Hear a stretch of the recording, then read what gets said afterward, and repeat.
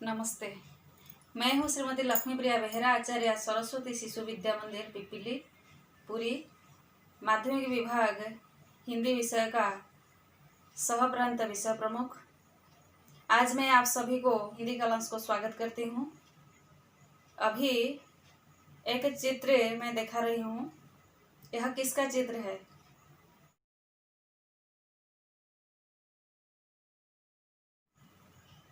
एक विधवा नारी का चित्र है। आज एक हम कहानी देखेंगे।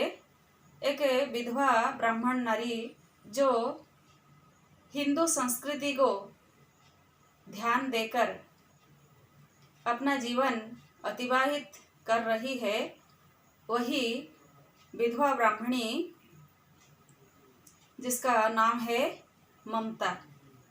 आज का शीर्षक है ममता। इसका लेखक है जयशंकर प्रसाद।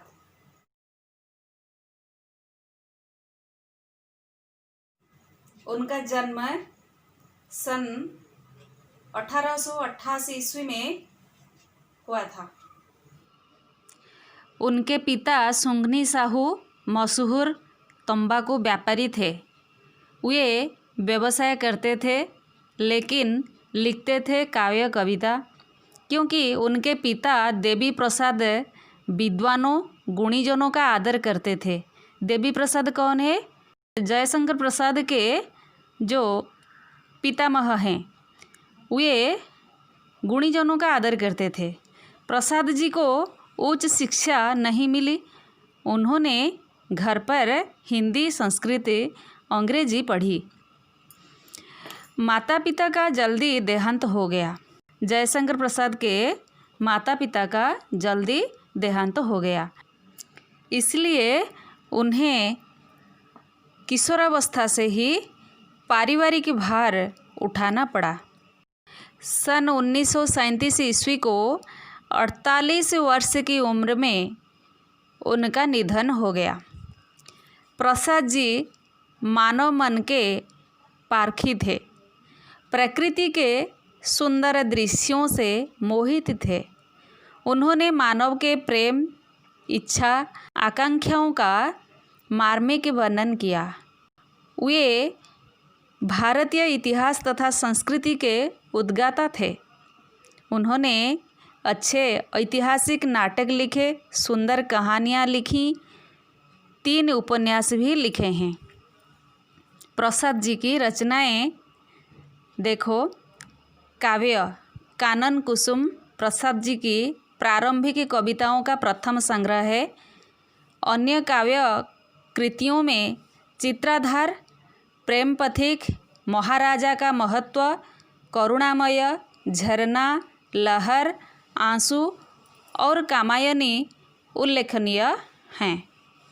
नाटक एक घूंट, कामना, विशाख, राजश्री, जन्मेजय का नागयज्ञ, अजातशत्रु, ध्रुव स्वामिनी, स्कंदगुप्त और चंद्रगुप्त।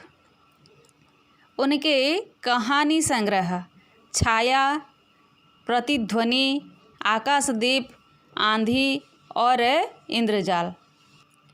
उपन्यास का नाम है कंकाल, तितली और इरावती। आलोचनात्मक निबंध है, काव्य कला तथा अन्य निबंध है। ये सब जयशंकर प्रसाद के रचनाएं हैं। ममता कहानी जयशंकर प्रसाद जी की एक प्रसिद्ध कहानी है, जिसमें ममता विधवा ब्राह्मणी होकर भी कैसे भारतीय संस्कृति परंपराओं को सम्मान दिया है, इसके बारे में इस कहानी से देखेंगे। बच्चों, अभी किताब देखो, पृष्ठा 63। रोहतास दुर्ग के प्रकोष्ठ में बैठी हुई युवती ममता सोन के तीक्ष्ण गंभीर प्रवाह को देख रही थी। ममता विधवा थी।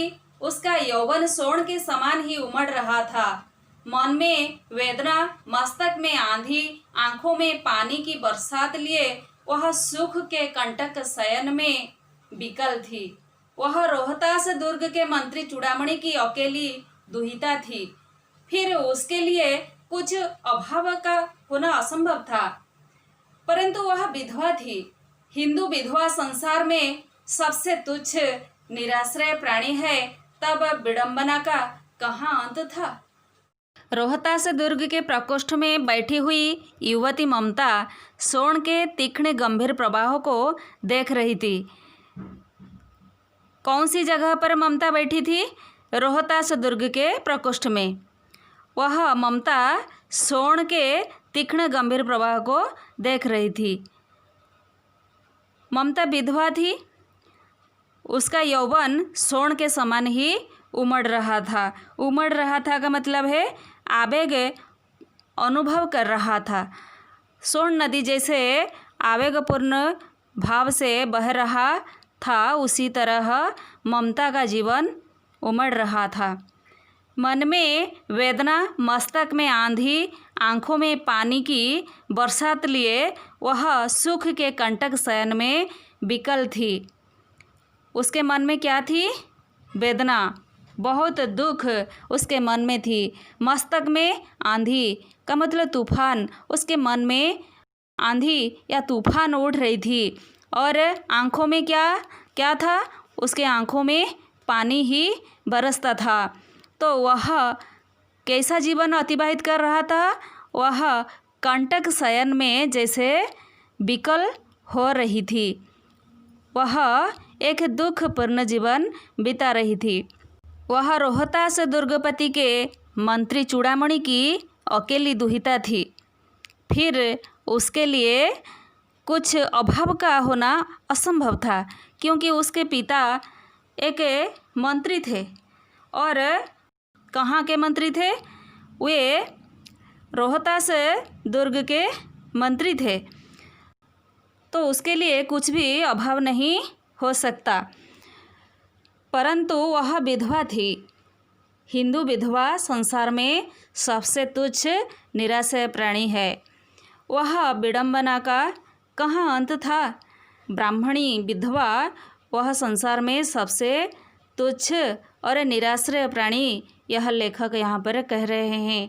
उनके लिए जो विधि विधान, भारतीय संस्कृति परंपराओं को सम्मान देकर जीवन गंवाना, इनके लिए जो बहुत कष्टदायक था, ये ममता ही बिता रही थी।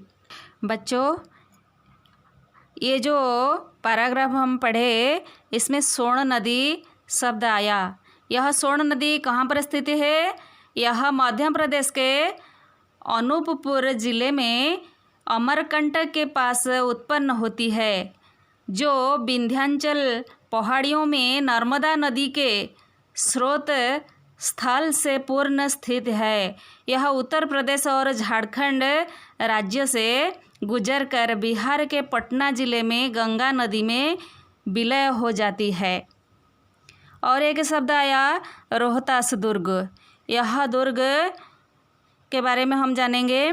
यह बिहार के रोहतास जिले में स्थित एक प्राचीन दुर्ग है। यह भारत के प्राचीन दुर्गों में से एक है। यह सोन नदी के 43 किलोमीटर दूरी पर स्थित है। यह 17वीं शताब्दी में निर्माण हुआ था। उसका निर्माणकर्ता राजा हरिश्चंद्र और शेरशाह सूरी थे। बच्चे, आज के लिए इतना। गूगल फॉर्म में कुछ प्रश्न दिया गया है, इसको तुम इसका उत्तर ज़रूर करना।